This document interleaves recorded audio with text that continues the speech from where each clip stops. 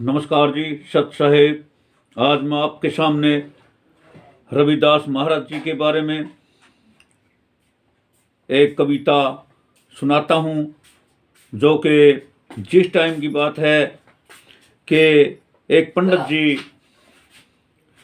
गंगा स्नान करने के लिए जाता है और रविदास के पास को गुजरता है और रविदास जी से कहता है कि भाई चल गंगा जी नहाने चलते हैं। तो रविदास जी कहते हैं कि भी आप ही जाओ और यो कोडी लेते जाना।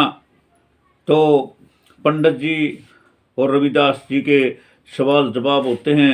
सुनिए कविता के द्वारा कि रविदास भाई चाल चलांगे रविदास भाई चाल चलांगे, मने बहुत जरूरी जाना, टेम गणा तू लाइए ना, मन जल्दी करके आना। टेम गणा तू लाइए ना, जल्दी करके आना, रविदास भाई चाल चलांगे, मन बहुत जरूरी जाना, टेम गणा तू लाइए ना, मन जल्दी करके आना। रविदास जी कहने लगे, पंडित जी आज कितकी तैयारी से, नुबल्यारा गंगा जी में नहाने जाऊं, यह दुनिया जहरी से, और बहुत दना तय आस मेरी रे, बहुत दना तय आस मेरी रे, गंगा जी में नहाना, टेम गणा तू लाइए ना, जल्दी करके जाना। रविदास जी कहने लगे, पंडित जी एक अरदास हमारी से, नुबल्या तेरी भी अरदास बता ले मन जल्दी भारी से।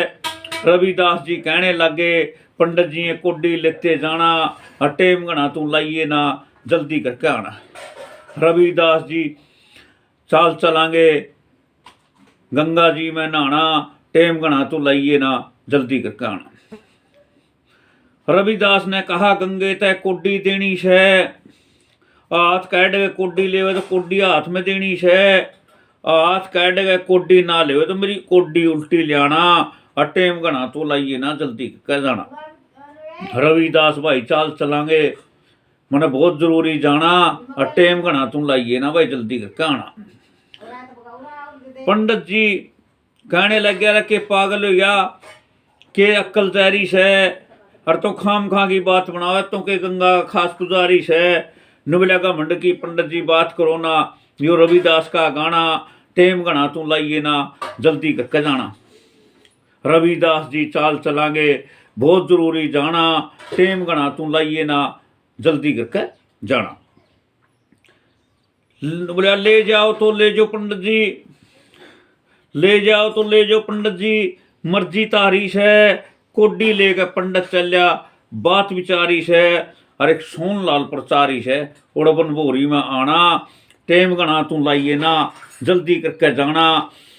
रविदास भाई चाल चलांगे, बहुत जरूरी जाना, टेम गणा तू लाइए ना, जल्दी करके आना।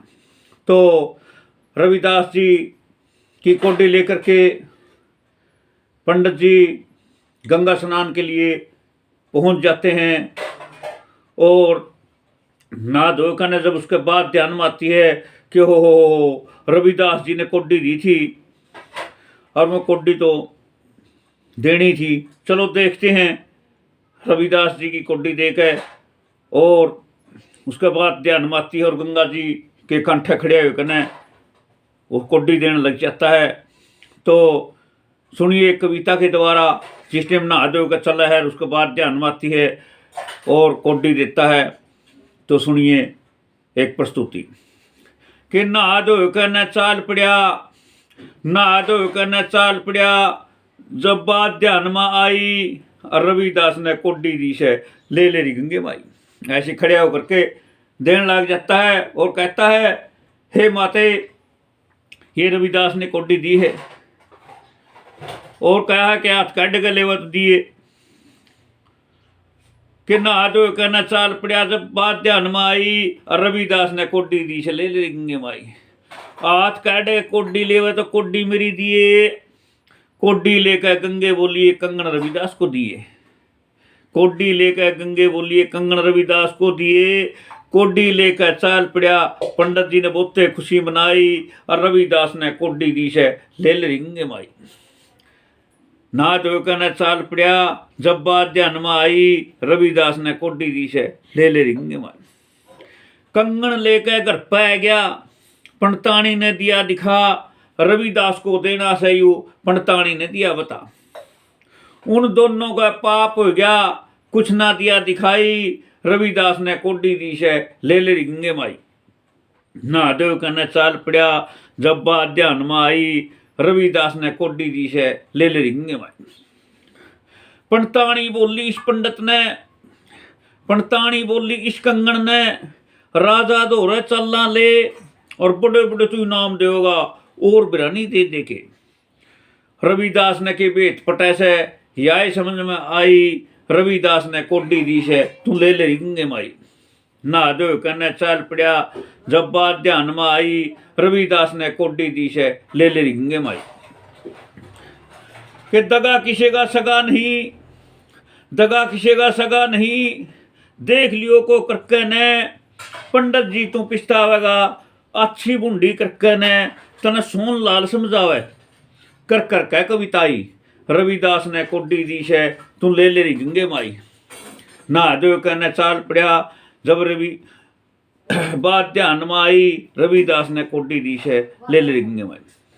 तो वो कंगन रविदास की देने की बजाय और राजा तो रह कंगन लेकर चले जाते हैं। तो कंगन बहुत ही बढ़िया था, ऐसा कंगन कोई बना नहीं सकता, क्योंकि वो तो प्रकृति और परमात्मा और गंगे माई की देन थी। तो वे राजा के तो रह राजा के पास उस कंगन को ले जाते हैं और पंडित जी इनाम ले लेते हैं और बहुत खुशी खुशी से घर आते हैं और खुशियां मनाते हैं और रविदास के बारे में भूल जाते हैं।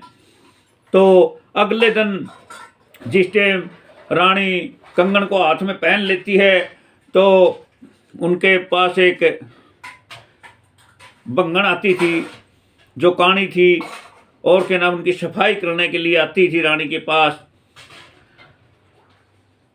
तो उसके बाद एक प्रस्तुति, एक कविता आपके सामने प्रस्तुत करते हैं, कैसे कैसे रानी में वो ताना मारती है और कहती है ऐसा कंगन एक और होना चाहिए, या तो दो होने थे, नहीं एक भी नहीं लेना था। तो इस तरह से सुनिए उनके सवाल जवाब और कैसे पंडित जी धोखा खाते हैं और रविदास जी उनको भी माफ़ करते हैं और उसका जन बच्चा कोल्लू में पिड़वाने से बचाते हैं। सुनिए। जब राजा ने कंगन देखा वो फुल्ली नहीं समावे, इनाम ले लिया पंडित जी ने बहुते खुशी मनावे। जब राजा ने कंगन देखा वो फुल्ली नहीं समावे, इनाम ले लिया पंडित जी ने बहुते खुशी मनावे। अगले दिन रानी ने कंगन हाथ में पहरा था, बंगन आई सफाई करन रानी में तन्ना मारा था। एक में तो बुंडी लग के तरह टुट्टा आ रहा था। जब सुथरे लग गए रानी ये जोड़े का मेल मिलावे, और इनाम ले लिया पंडित जी ने बहुते खुशी मनावे। जब राजा ने कंगन देखा वो फुल्ली नहीं समावे, इनाम ले लिया पंडित जी ने बहुते खुशी मनावे। रानी असन पट्टी लेकर पड़ गई, शोक घना गहरा था। शाम हुई जब राजा भाइयों रानी दो रह रहा था। रानी की हालात देखकर राजा भी दुख पा रहा था। सारे दुख ने खोजू रानी जे सच्ची बात बतावे, इनाम ले लिया पंडित जी ने बहुते खुशी मनावे। जब राजा ने कंगन देखा वो फुल्ली नहीं समावे, इनाम ले लिया पंडित जी ने बहुते खुशी मनावे। रानी कहन लगी राजा ते तो के याना शाना था, चाहे तो कंगन दो होते नहीं एक भी नहीं लाना था। एक कंगन और मंगा दे, जोड़े का मेल मिलाना था। ना जान से पिया जी आज मरूं जे मेरी शर्त पुगावे, इनाम ले लिया पंडित जी ने बहुते खुशी मनावे। जब राजा ने कंगन देखा फुल्ली नहीं समावे, इनाम ले लिया पंडित जी ने बहुते खुशी मनावे। इतनी सुनकर राजा ने नौकरों को बुलाया था। पंडित जी ने बुलाया के ले आओ, ईशा कंगन कहाँ से ले आया था। जब राजा ने हुक्म दिया फिर पंडित जी भी आया था। ईसाए कंगन एक और ले दे, नी तेरी जान मरण में आवे। इनाम ले लिया पंडित जी ने, बहुते खुशी मनावे। जब राजा ने कंगन देखा, वो फुल्ली नहीं समावे। इनाम ले लिया पंडित जी ने, बहुते खुशी मनावे। जब राजा की बात सुनी पंडित जी पछता रहा था। सोनलाल भी सब बातों के सोच विचार लगा रहा था और रविदास के पास चला जा सच्ची बात बता रहा था। और माफी मांग ले रविदास पे जे खैर जान की चावे। इनाम ले लिया पंडित जी ने, बहुते खुशी मनावे। तो कहने का मतलब जी, वो पछता रहा था वे तेरा जन बच्चा कोल्लू में पीड़ा जाएगा। अब क्या है, अब हमारे पास कुछ नहीं है, एक केवल माफी मांगने के सिवाय या रविदास जी के पास जाकर के हम माफी मांगे और तो रविदास जी हमारी जान को बचा सकते हैं। न कि दुनिया में कोई भी ऐसा इंसान, राजा, कोई भी भगवान भी नहीं है आज मेरे को बचाने वाला। तो सोच विचार करके राजा ये पंडित जी रविदास जी के पास जाते हैं और कहते हैं, हे गुरुदेव, हे परमात्मा, हे संत जन, हे रविदास जी महाराज, हमारे पर धोखा हुआ है, पाप हुआ है, मेरे मन में पाप हो गया है और मैंने आपके साथ धोखा किया है। जो गंगे माई ने मेरे को कंगन दिया था, मैंने सोचा कि राजा के पास ले जाएं और रविदास ने क्या पता लगेगा। तो रविदास जी कहते हैं, हे पंडित जी, हमारी जो ये चरम कुंड है इसके अंदर से कंगन निकाल ले और बेईमाना मत करना, आपको कंगन मिल जाएगा। तो उसके अंदर, कुंड के अंदर देखता है तो कंगनों की लार लग जाती है और कंगन ले करके माफ़ी मांग करके और वो दोबारा से राजा को कंगन ले जा करके देता है। जब उसकी जान बचती है, उसका परिवार की जान बचती है। तो संत ऐसे दयालु होते हैं, दया के सागर होते हैं, जो उसका खुद का पाप करने के बाद, उसके साथ दगा करने के बाद फिर भी वो रहम करता है और पंडित जी का मरने से और उसका जन बच्चा कोल्लू में पीड़ने से बचाते हैं। संत दयालु होते हैं। सत साहेब, नमस्कार।